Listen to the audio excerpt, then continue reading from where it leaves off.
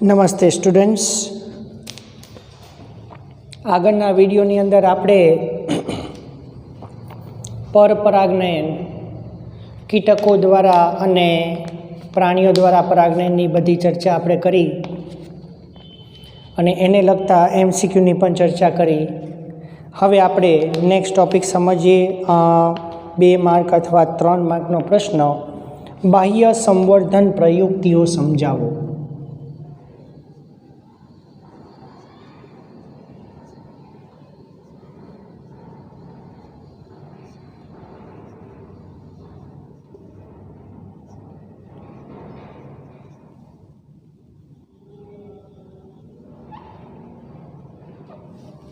जुओ, अंतः संवर्धन प्रयुक्ति पण आवे छे।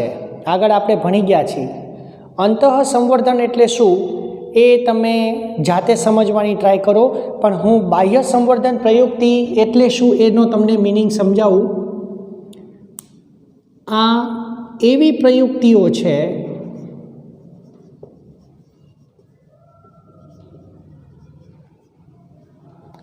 के जेमां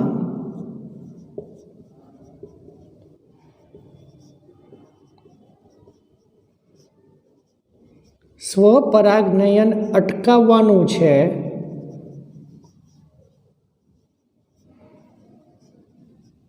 अने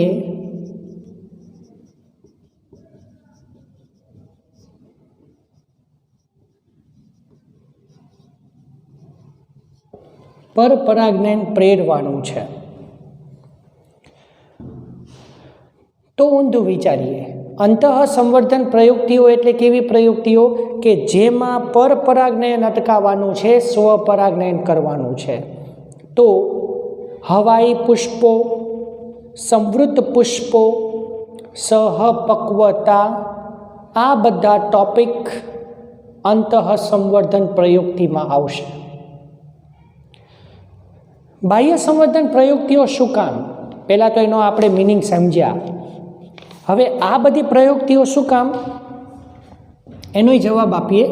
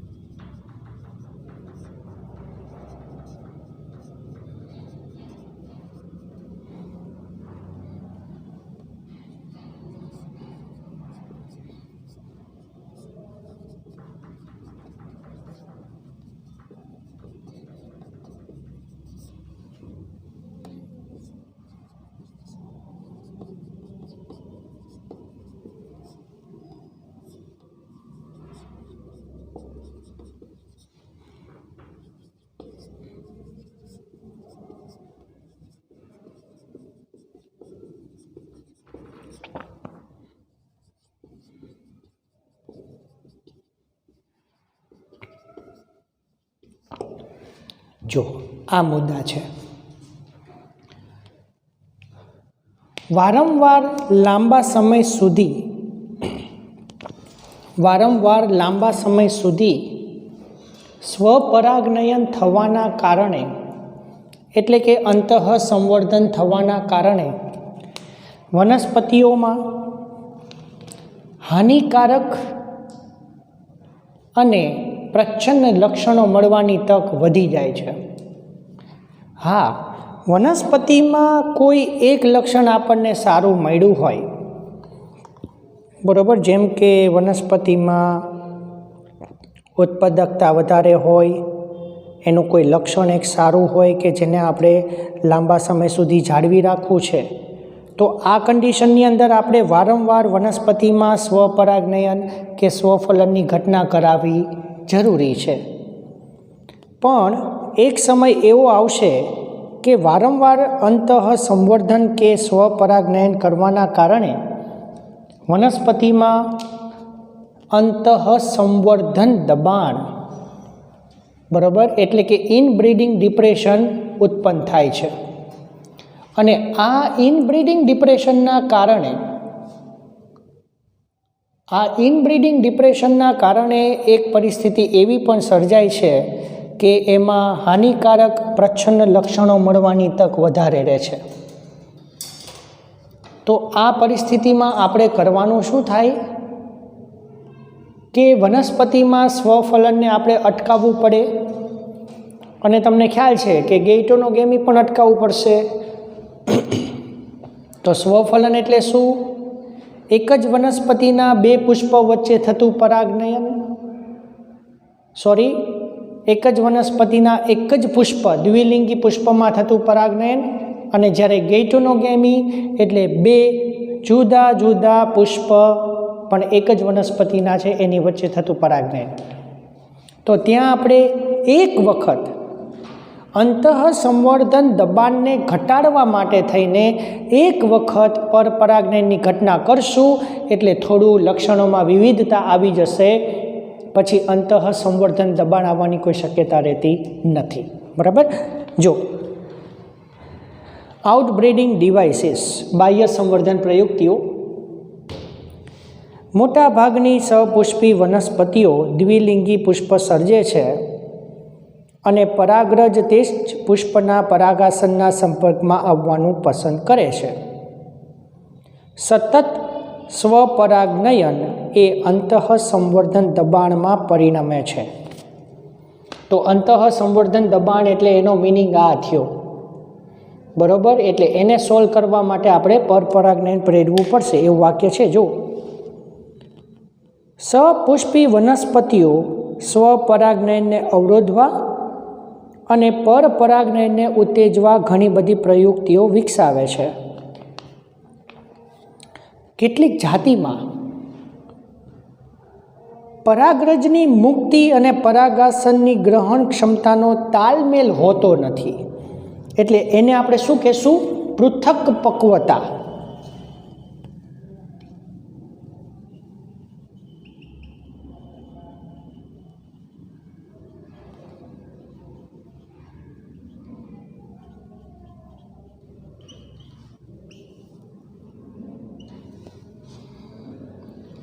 પરાગાશય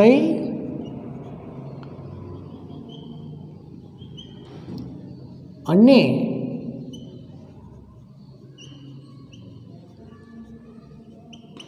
પરાગાસનનું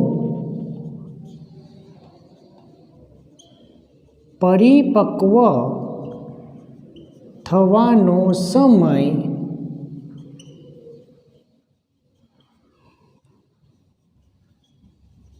જુદો જુદો હોય. અગાઉ તમને વાત કરી દીધેલી છે મેં, બરાબર છે, કે અમુક વનસ્પતિની અંદર પરાગાશય પરાગરજ મુક્ત કરે અને પરાગાસન પરાગરજનો સ્વીકાર કરે. આ બંને ઘટના એકબીજા સાથે થતી હોય છે. તો એની અંદર શું વિચારવાનું આવશે કે એમાં સ્વફલન કે સ્વપરાગનયન થવાની શક્યતા વધારે રહેશે. તો આપણે સ્વપરાગનયન, એમાં સ્વફલન ઘટનામાં આપણે આની વાત કરી દીધી છે કે આવી વનસ્પતિઓમાં સહપક્વતા જોવા મળશે. તો સહપક્વતાનો મિનિંગ શું થાય? પરાગાશયમાંથી મુક્ત થતી પરાગરજ અને એ જ સમયે પરાગાસન જે તે પરાગરજનો સ્વીકાર કરવા માટે તૈયાર થાય, એનો મિનિંગ એવો થાય. તો અમુક વનસ્પતિમાં સ્વપરાગનયનને અટકાવવા માટે બરાબર એ વનસ્પતિ પૃથક પક્વતા બતાવે છે. તો આવી વનસ્પતિઓમાં પરાગરજની મુક્તિ અને પરાગાસન દ્વારા પરાગરજનો સ્વીકાર થવાનો સમયગાળો જુદો જુદો હોય છે. બરાબર, તો એને પૃથક પક્વતા કહેવામાં આવે. તો આ મુદ્દો આપણે ઓલરેડી આગળ ચર્ચા કરી દીધેલો છે. તો આગળ સમજીએ.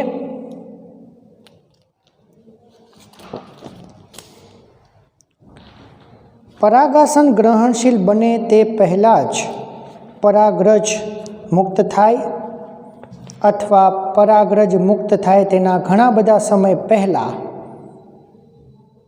પરાગાસન ગ્રહણશીલ બને.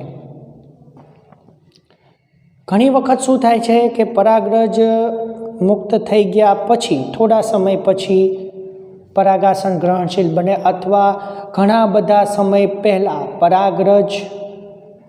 પરાગાસન ગ્રહણશીલ બની ગયા પહેલાં.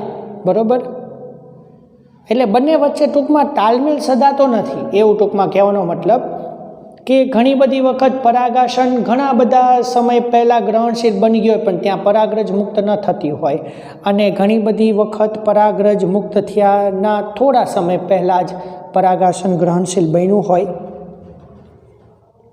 બીજી કેટલીક જાતિઓમાં પરાગાશય અને પરાગાસન જુદા જુદા સ્થાને આવેલા હોય છે, જેથી તે પુષ્પના પરાગાસનના સંપર્કમાં પરાગરજ ક્યારેય આવી શકતી નથી. આ બંને પ્રયુક્તિઓ સ્વફલનને અવરોધે છે. ઓબ્વિયસ છે કે એમાં સ્વફલનની કોઈ શક્યતા રહેશે નહીં. ત્રીજી પ્રયુક્તિ અંતઃસંવર્ધનને અટકાવે છે. તે સ્વ અસંગતતા કહેવાય. સ્વ અસંગતતા એટલે શું કે પોતાની પરાગરજ, જો સ્વસંગતતા એટલે પોતાની જ જાતિની પરાગરજ એ જ જાતિની વનસ્પતિના પરાગાસનના સંપર્કમાં આવી જાય છે, એને સંગત પરાગરજ કહેવાય, એ જ જાતિની છે. પણ ઘણી વખત એક જ જાતિની બે વનસ્પતિઓ વચ્ચે પરાગનયન થાય પણ પરાગાસન પરાગરજનો સ્વીકાર ન કરે તો એને સ્વ અસંગતતા કહેવાય. આ એક જનીનિક ક્રિયાવિધિ છે જે સ્વપરાગને રોકીને અથવા અવરોધીને, એટલે કે તે જ પુષ્પ અથવા તે જ વનસ્પતિનું બીજું પુષ્પ. બરાબર, સ્વ અસંગતતા એટલે ધારો કે એક જ વનસ્પતિ ઉપર બે જુદા જુદા પુષ્પો છે તો એની જ પરાગરજ એના પરાગાસન દ્વારા સ્વીકારાશે નહીં, અથવા બે જુદી જુદી વનસ્પતિઓ છે એ જ જાતિની છે તો પરાગનયન થઈ ગયા પછી પરાગાસન પરાગરજનો સ્વીકાર નહીં કરે. બહુ ગૂંચવાડો થતો હોય ને તો એક શોર્ટકટ વાક્ય આપું છું, એમાં જો તમને ખ્યાલ આવી જાય તો પરાગરજ પરાગાસનના સંપર્કમાં આવી ગઈ એનો મતલબ એવો નથી કે પરાગનયન કમ્પ્લીટ થઈ ગયો ને પરાગનલિકા બનશે જ.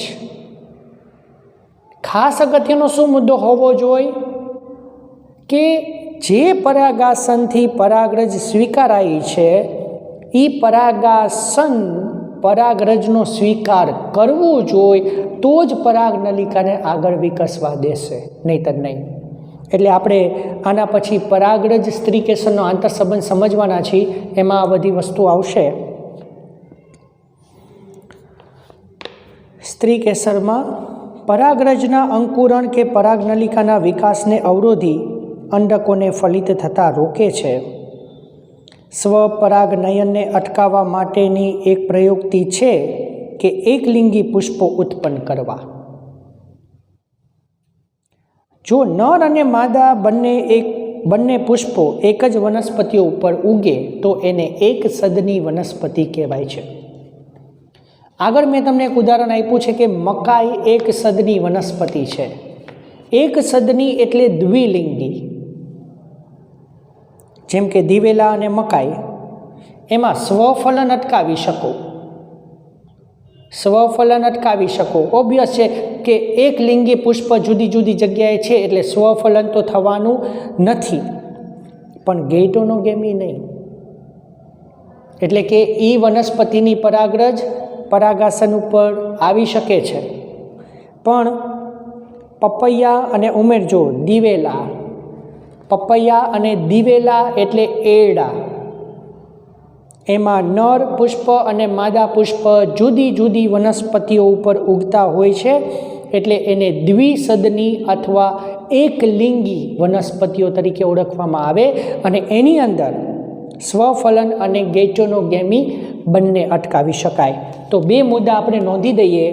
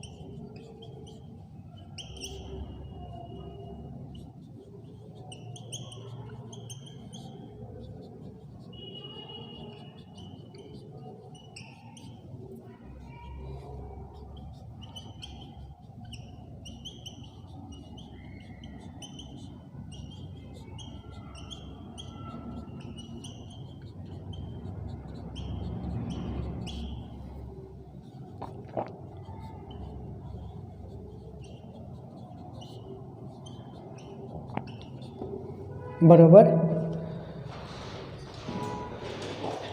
તો આ રીતે બાહ્ય સંવર્ધન પ્રયુક્તિઓ તમારે ધ્યાનમાં રાખવાની છે. આમાં 3 માર્કનો પ્રશ્ન તમને પૂછે અને તમારે આમાંથી MCQ પણ ચોક્કસ રીતે પૂછાઈ શકે છે. બરોબર, કે કઈ વનસ્પતિમાં કઈ ઘટના અટકાવી શકાય કે શું થાય એ પ્રમાણે. તો આશા રાખું છું કે બાહ્ય સંવર્ધન પ્રયુક્તિઓ 2 અથવા 3 માર્કનો એક પ્રશ્ન બરાબર પૂછી શકાય છે અને તમને સમજાણો હશે. Thank you very much to all to sing this video and be with me. બરાબર, આના પછીના વિડીયોની અંદર તમને સ્ત્રી કેસર પરાગરજ વચ્ચેનો આંતરસંબંધ આપણે સમજશું અને બેવડું ફલન આપણે આગળ તો ઓલરેડી ભણી જ ગયા છીએ. એ બધા ટૉપિકની ડિસ્કશન આપણે કરશું. So see you in next video.